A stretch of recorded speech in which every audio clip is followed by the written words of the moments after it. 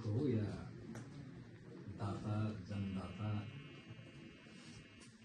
गंगाराम जी या पति संपूर्ण,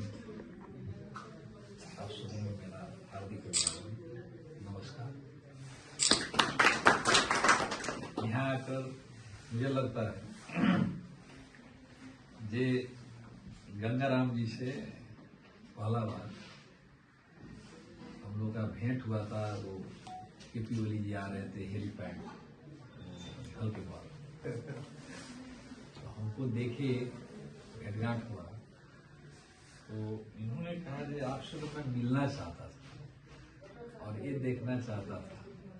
उसमें हमको लगता है कि 3 वर्ष जितना 3.5 वर्ष होता, आप इतना चीनी 2 नंबर प्रदेश में चला कैसे लिए, ये मैं आपसे भेंटना चाहता था। इतनी ज्यादा कंट्रोवर्शियल, इतना ज्यादा एक दूसरा को स्वीकार नहीं करने वाला जगह, एक दूसरा के नेता नहीं मानने वाला जगह, एक दूसरा के पैर खींचने वाला जगह में इतनी आसानी से आप कैसे चला रहे हैं, इसलिए मुझे आपसे मिलना है। तो संयोग से क्या हुआ, हमने 2 दिन चाय पिए गंगाराम, और इनसे बात करने पर पता चला, अब संयोग यही रहा कि हम लोग का इनका रिक्वेस्ट था एक बार हम लोग चले, लेकिन संयोग ऐसा हुआ कि हम लोग नहीं आ पाए। जैसे गंगाराम जी ने कहा, अब हम लोग का भेंट घाट होने के बाद अगर मैं आया रहता तो शायद परिस्थिति कुछ फर्क रहता, सहयोग होता।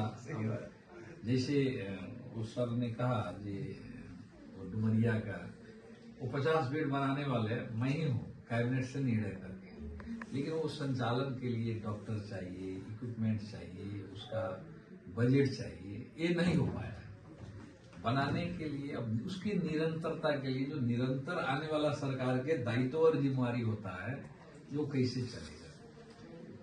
मान लीजिए 50 बेड बनाना अपने आप में, मान लीजिए प्रदेश का एक अपना हॉस्पिटल है, वहाँ करीब हमको लगा 150 स्टाफ रहने वाला हॉस्पिटल है, कम से कम 15-20 तो वहाँ डॉक्टर होना चाहिए था, अन्य स्टाफ होना चाहिए था, ये सारा चीज। और आने वाला दिन में निकट भविष्य में मुझे लगता है जो प्रदेश सरकार के मातहत का हॉस्पिटल है, इसलिए आने वाला दिन में खुदा चाहा, ईश्वर चाहा, तो काम करने का अवसर मिलेगा तो हम लोग इसको सहयोग करेंगे। अब तपसी बाबा के नगरी में है हम लोग, कुछ भी हो सकता है, और तो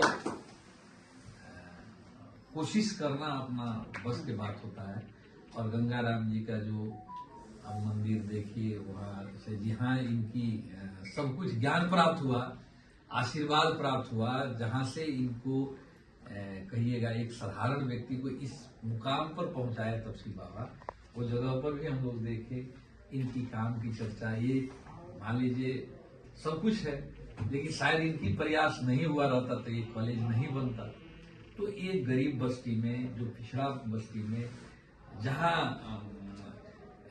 ये संस्था निर्माण हुआ है, मान लीजिए निश्चित रूप से अरे एलिट लोगों के लिए नहीं खाने कहता है, लोगों के लिए तो सब कोई करता है, लेकिन ऐसी बस्ती में एक किस्म के संरचना निर्माण कर संचालन करना, वो तपसी बाबा के आशीर्वाद है, इनकी प्रयास है।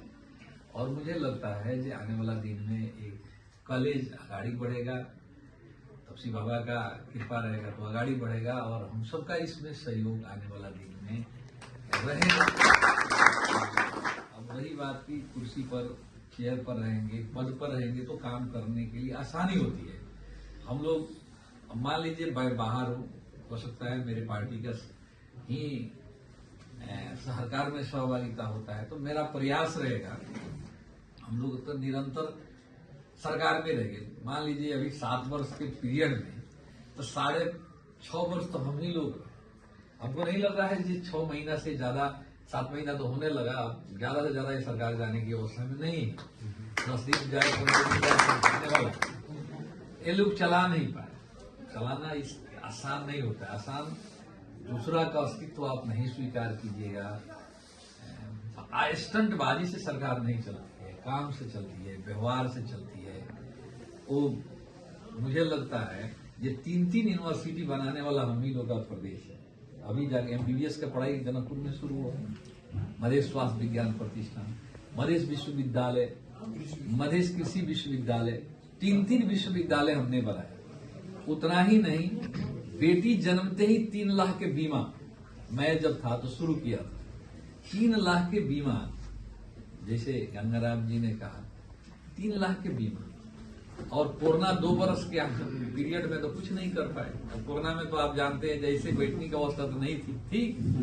हम लोग तो अपना ही घर में बाप बेटे से डरता था कि कहीं बेटा बाहर से घूम कर आया है तो वो नहीं। तो 3 लाख के बीमा के कार्यक्रम पता ना अभी चल रहा है कि नहीं चल रहा है। अब ईश्वर उसका बजट का भी व्यवस्था किए